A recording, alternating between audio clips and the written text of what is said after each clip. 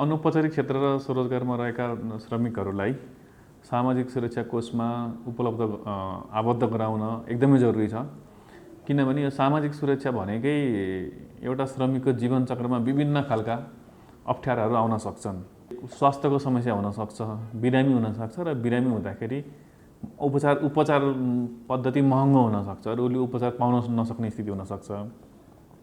अनौपचारिक क्षेत्रको श्रमिकहरूले आफ्नो काम गर्ने सिलसिलामा दुर्घटनामा पर्न सक्नुहुन्छ। दुर्घटनामा पर्यो भने उहाँले कमाउन सक्नुहुन्न।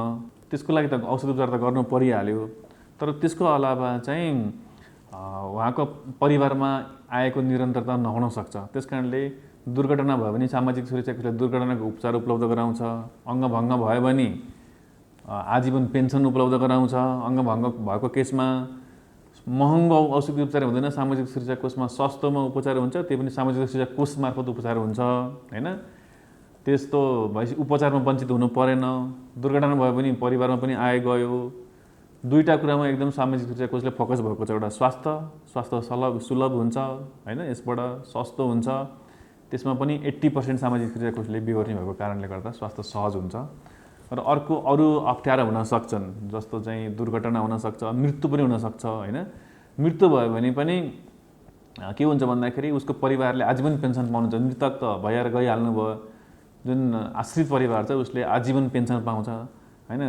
श्रमिकको जीवनमा जस्तोसुकै अप्ठ्याराहरू आउन सक्छ जसले उसको अस्वस्थ हुन सक्छ अथवा उसको आम्दानी हुन सक्दैन भने चाहिँ यसमा सामाजिक सुरक्षा कोषले हेर्ने भएको कारणले गर्दाखेरि सामाजिक सुरक्षा कोषमा आबद्ध भएर नियमित योगदान गर्न जरुरी छ। सबभन्दा पहिला त सामाजिक सुरक्षा कोष किन चाहिन्छ?